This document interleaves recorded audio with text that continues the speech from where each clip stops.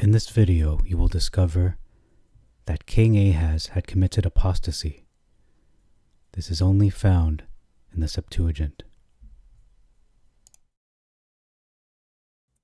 Shalom Aleichem, Assalamu Alaikum. Welcome to 2 Chronicles chapter 29. Let's get into this. There are 36 verses. In verse 3 it says, "And it came to pass, when he was established over his kingdom," verses he was in the first year of his reign. Verse 5, it reads that they cast out the impurity from the holy places, versus carried forth the filthiness out of the holy place. So they really threw it out of there. Verse 6, revolted versus trespassed, which means to rebel versus being unfaithful. It's more blatant in the Septuagint. Significant difference in verse 7, we see here the temple, doors of the temple, not merely the doors of the porch.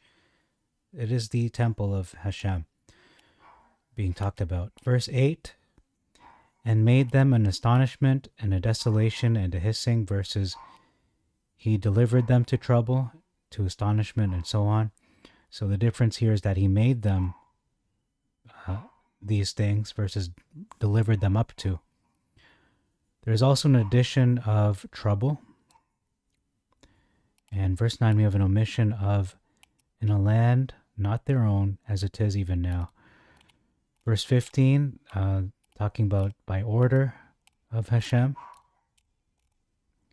By order of Hashem versus by the words of Hashem.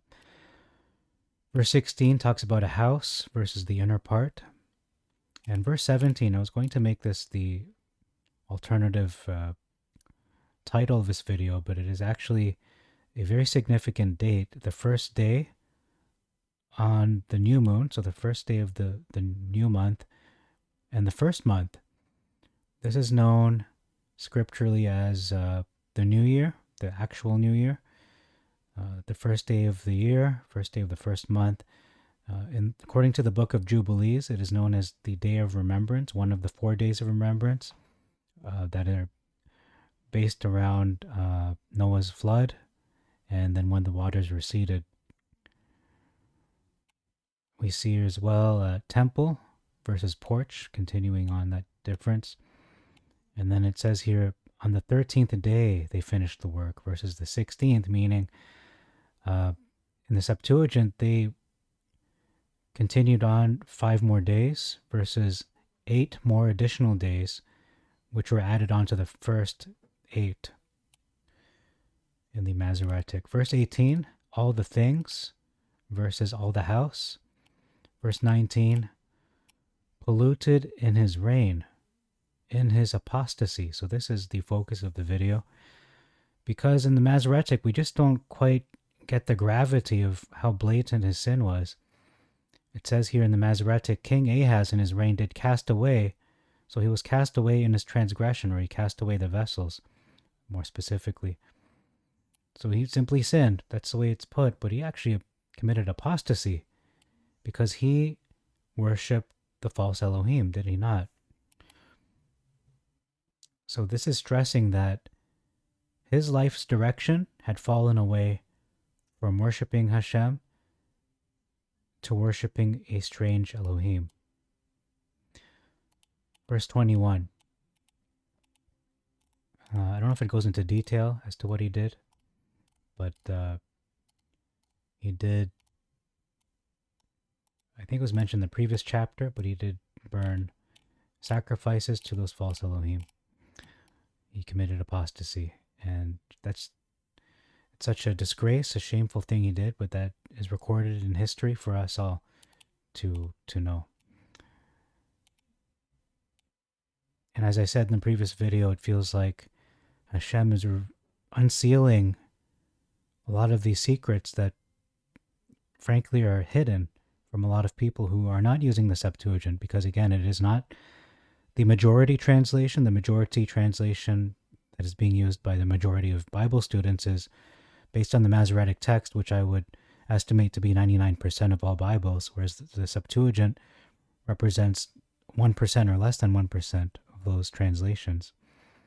And I have got a number of them on my bookshelf.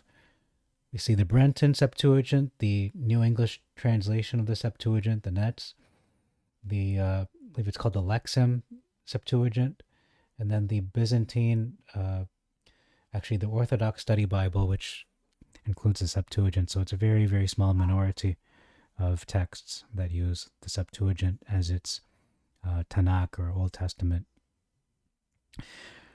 Verse 21, and for the holy things, verses for the sanctuary, and then we see here, and for Israel versus and for Judah. Verse 22, talking about how they sacrificed these animals. They didn't simply sprinkle a little bit of blood, like a little sprinkling of blood. They poured blood. This is a lot of blood, liters and liters of blood. So you don't sprinkle that, you pour it out. And that's what happened here. Verse 24, propitiation, which means to gain favor or appease. So that is why they offered it, to gain favor versus to be reconciled with. Verse 25, by the commandment of King David. Well, actually, it should be by the commandment of Hashem versus the commandment of Hashem by his prophets. So they omitted the word by the commandment of Hashem. The order was in the hand of the prophet, so the order was omitted from the narrative. Verse 28, completely offered versus was finished.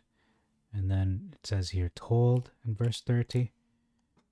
They told the Levites versus commanded them.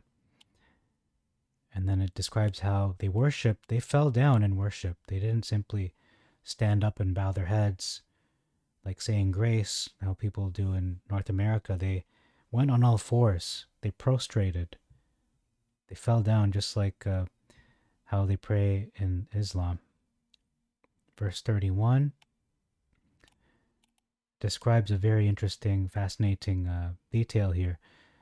It says, everyone who was ready in his heart, who had his heart prepared, versus as many as were free, as many as were of a free, which is nadib, which means in the English inclined, willing, noble, generous heart.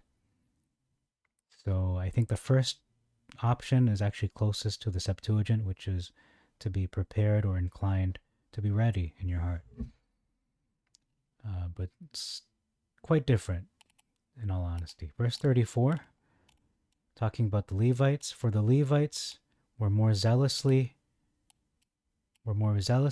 purified themselves than the priests.